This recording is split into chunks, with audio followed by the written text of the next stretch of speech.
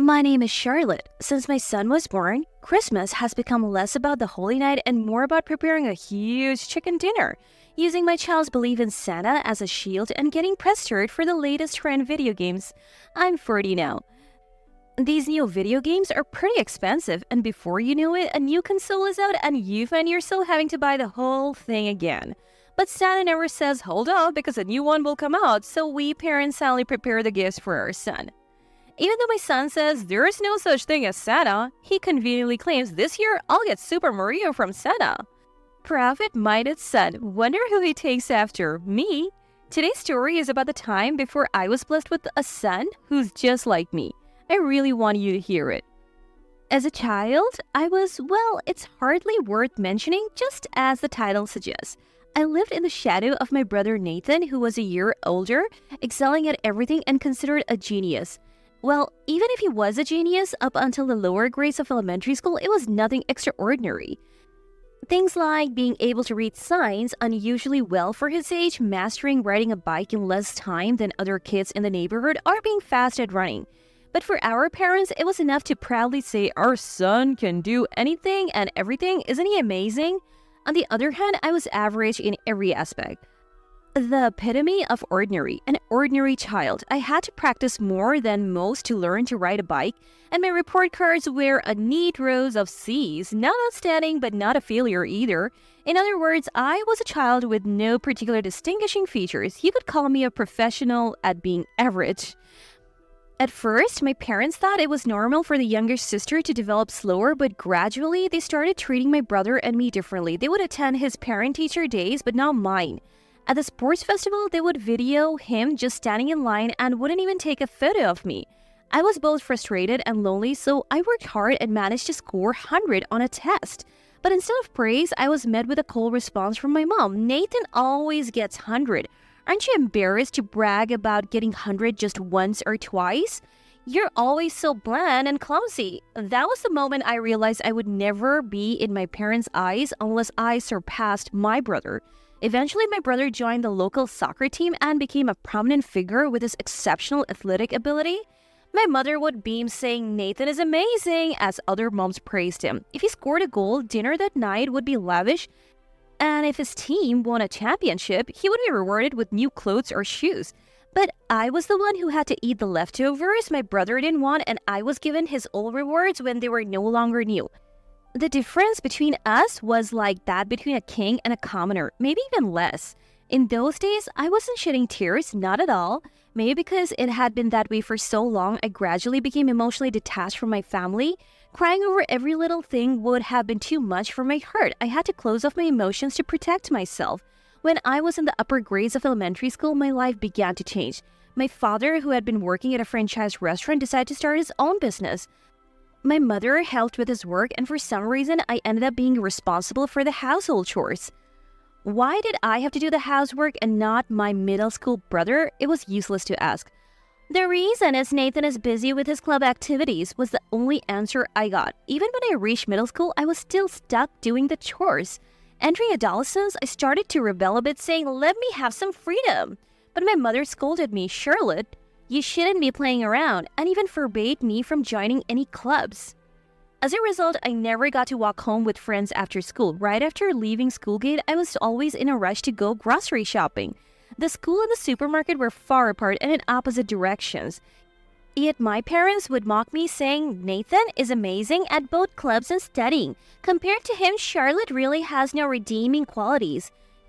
Even my brother, who always asked for seconds of the meals I cooked, would say things like, having her as a sister is embarrassing. I wasn't allowed to join any clubs, and my study time was taken up by chores, so how could I achieve anything other than household tasks? Although I said I was emotionally detached from my parents, I couldn't let go of the hope that someday they would recognize me, so I kept trying. I did my best with the household tasks and improved a lot in cooking by imitating recipes from books I read in the library. But not once was I praised or even thanked. Around this time, I began to feel that my efforts were reaching their limits. Moreover, as my father's business started to take off, my parents began telling everyone Nathan will be the successor. Looking back, it's surprising they were so confident about stable management until my brother's generation just a few years after opening. But they cherished my brother more than ever as a supposed heir. Indeed, he was always at the top of his class and easily got into prestigious high school.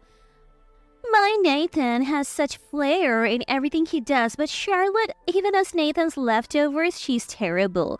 I wonder why I even gave birth to her. It was just a painful waste. I'll never forget the words my mother said, laughing and drinking on the day my brother entered high school. I don't like these parents at all, and I don't want their love, but why does it hurt so much? I don't want to be loved. I convinced myself of that to protect my heart. But I finally realized all I ever wanted was a little recognition, just you did well, and a glance my way. As I listened to my parents joyously celebrating my brother's enrollment, I cried about them for the first time. Months passed, my parents told me, Charlotte, you can just drop out and take care of the house, that's all we need from you. Even my brother agreed, saying with your grades it's economically better if you don't go. Clearly, there is no one on my side in this house. I left the room without saying a word. I thought it was pointless to resist. My parents took my silence as consent and were thrilled, thinking they would get a free housemaid. I am just the leftover of my brother, a painful waste at birth. I had no choice but to give up. Later, during a meeting with my teacher, I told him about my decision to drop out. Of course, my parents didn't come, claiming they were busy with work. The teacher, who seemed to have a hunch about my situation, kept asking, "Are you sure about this?" But I just repeated what my parents had told me. We have discussed it as a family. I really wanted to continue my studies like everyone else, but there's no way those parents would change their minds easily. Relying on the teacher wouldn't make a difference. I couldn't think of any other option but to give up. A few days later, Charlotte, why are you dropping out? My friend Madison, who's also my cousin and the only close friend I have at school, asked me in panic. It seems our homeroom teacher who knew about our relationship had asked her to talk to me. I have to because my parents said so, but it's fine. I don't like studying anyway. It's actually a lucky break. Madison looked at me with a complex expression, probably realizing I was forcing myself to act cheerful. It happened that night. Suddenly, the doorbell rang, and when I opened the door, there stood Madison and her uncle and aunt. "What's up with you guys?" my parents slurred, tipsy and speaking dismissively to Madison's uncle and aunt. "Sister, brother-in-law, is it true you're making Charlotte drop out?" I was taken aback by Uncle's question. Madison had told him. "So what? You know, right? Our son is capable, but our daughter, she is really good for nothing," my mom replied. Uncle looked at her as if she were something foul. Aunt, too.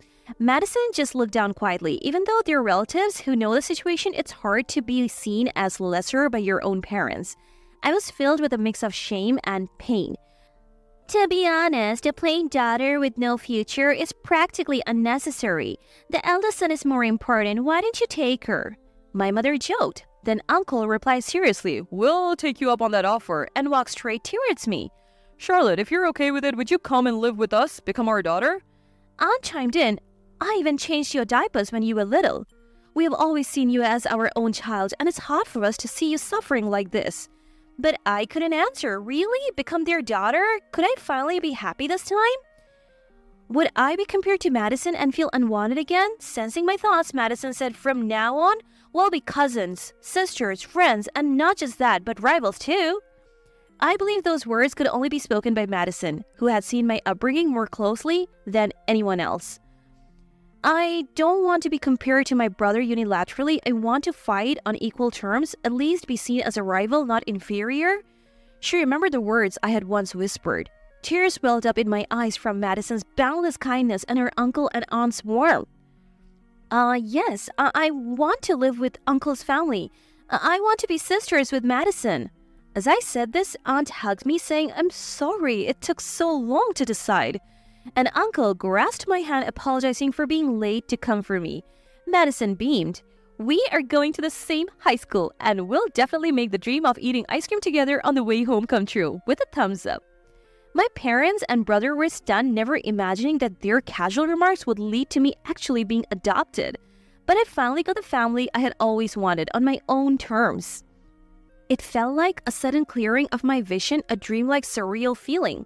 Later, my parents, belatedly regretting letting me go, more precisely losing their free housemaid, apparently contacted Uncle several times asking, "Won't you bring our daughter back home?" Thanks to Uncle firmly rejecting their absurd request, my parents eventually gave up. Just giving up like that after a bit of resistance, it shows how little they really cared. I was truly grateful I had left that house. And then, having officially become the daughter of Uncle and his wife, I was freed from household chores and spent my after-school hours snacking at convenience stores with Madison and hanging out with her friends. I'll admit, my studies took a slight hit for a while, but I had always balanced studying with chores. So even without them, I kept my grades above average. Madison and I, both academically strong, would playfully compete over test scores. Since we had different strengths and weaknesses, we ended up helping each other and scoring similarly. Unlike my birth parents who rewarded my brother for his grades, my new parents didn't do that. Instead, they always took us out for meals and funs and were generous with clothes. Apparently, Uncle made a fortune in stocks, and though it wasn't obvious, we were well off. There was never a question of me wearing Madison's hand-me-downs. In fact, I was often treated like a dress-up doll by Madison and Anne during shopping trips. I continued school without dropping out and lived a life like any other kid. Thanks to our academic rivalry, Madison and I both got into the same national university, though in different faculties. This led to her landing a job at a major electronics manufacturer and me at a major bank, securing stable careers. Uncle and Anne joked, Our daughters are elites, making us high school grads feel out of place. You could have slacked off a bit more. but they were happier than anyone about our new beginnings. Then about 10 years ago, I married Matthew, my co-worker. I returned to Uncle's house to prepare for the birth of our child. Matthew and Uncle would talk to my belly every 15 minutes, saying things like, I'm the daddy and I'm the grandpa. while Anne and Madison teased, "The baby is scared of seeing your faces so close." It was a peaceful time. Then one day, something unexpected happened. The doorbell rang, and when Aunt went to answer it, there stood my birth parents and brother, whom I hadn't seen in over a decade. Wait, brother, right? Let me correct that. My birth parent and someone who looked like my brother. "What can I do for you?" Aunt asked. My birth mother replied, "We have a favor to ask." During this exchange, Matthew appeared behind Aunt. Who are these people? He asked. I answered, "My birth parents and something that resembles my brother." My husband asked, What do you mean by something that resembles? but I was at a loss myself. He looked so different from the brother I remembered. Amidst my confusion, my birth mother dropped a bombshell. "We saw Charlotte walking in town with her pregnant belly. Please give us the baby you're carrying." What? I was astounded by her outrageous demand, but Uncle, Aunt, Madison, and Matthew reacted before I could. It's true what they say, when you're too shocked, you can't even speak. What do you mean by that? Uncle immediately demanded, glaring at my birth mother.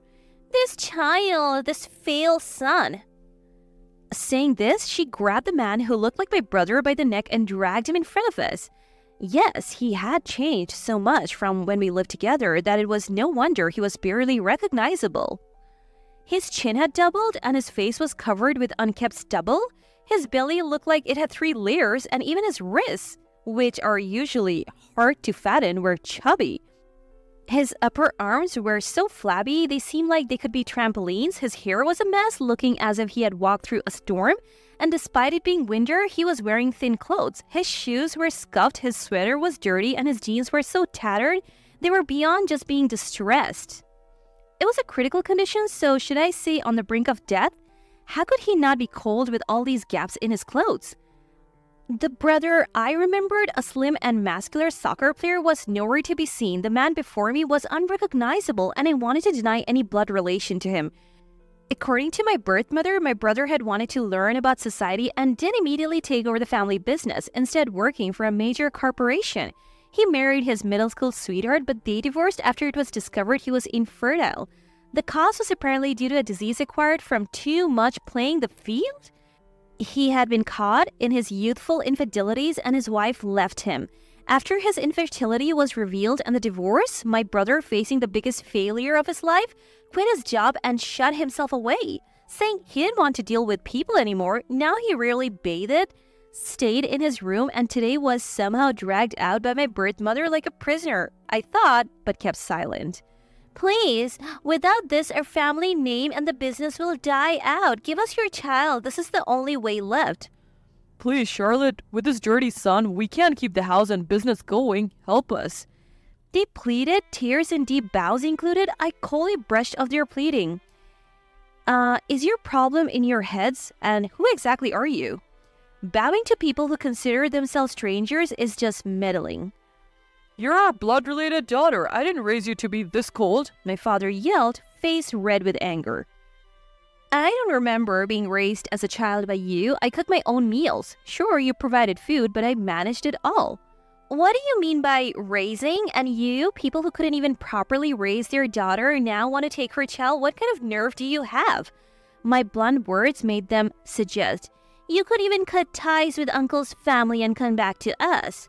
That really rubbed me the wrong way, and they run a customer service business with this attitude. It's no wonder their business will collapse in their generation.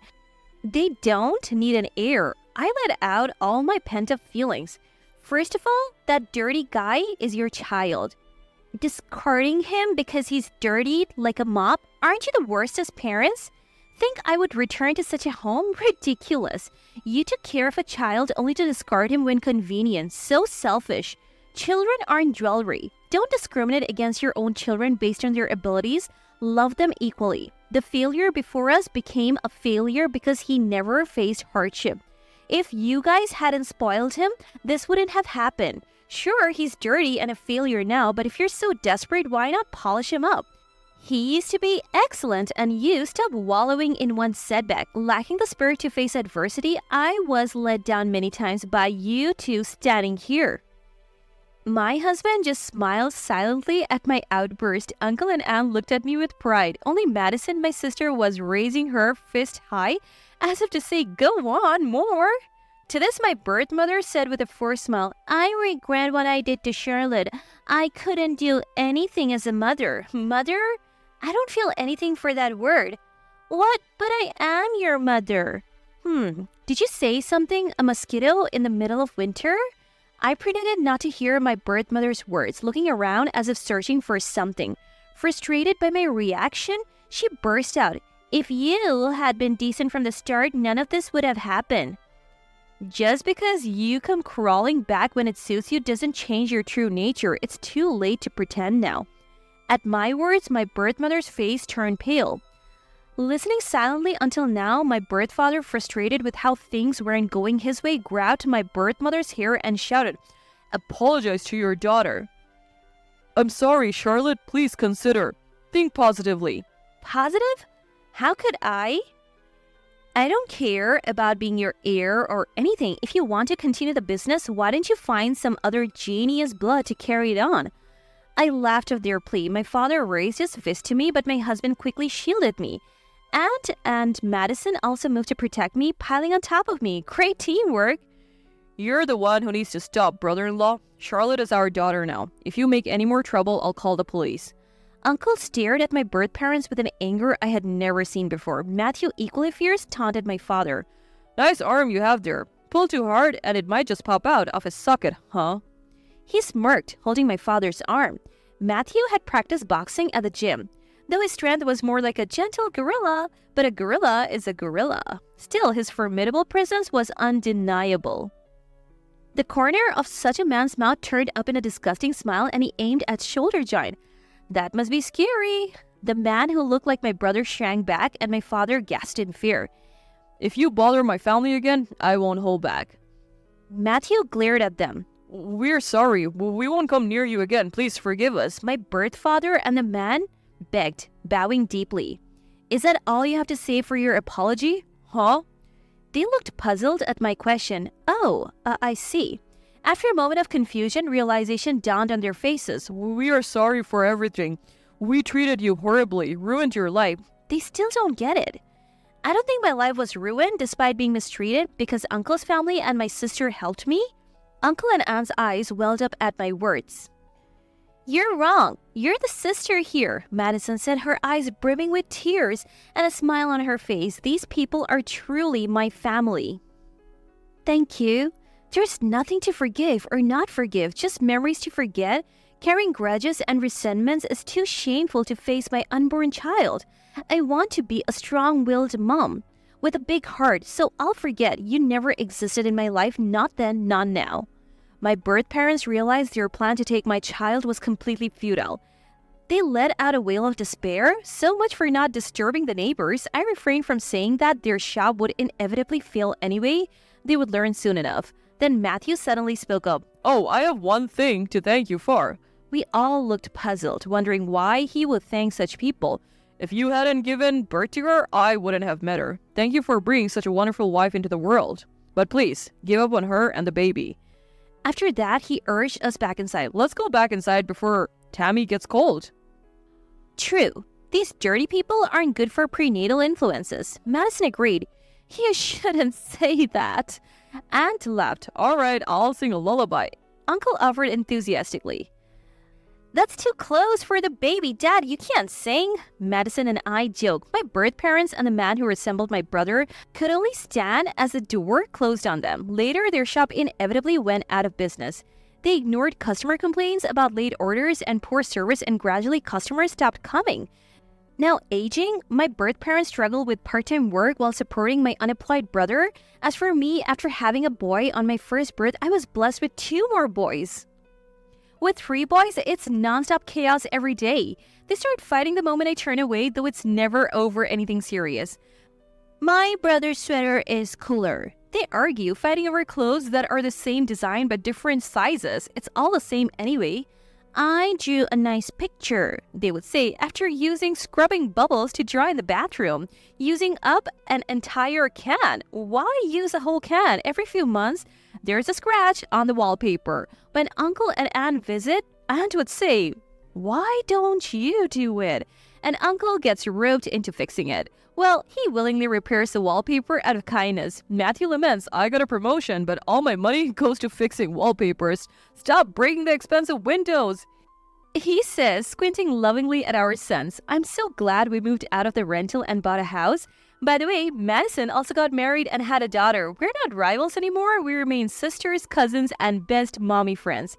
Oh, and maybe a consultant for budget-friendly recipes. Surrounded by these caring and warm-hearted people, I live a very happy life every day.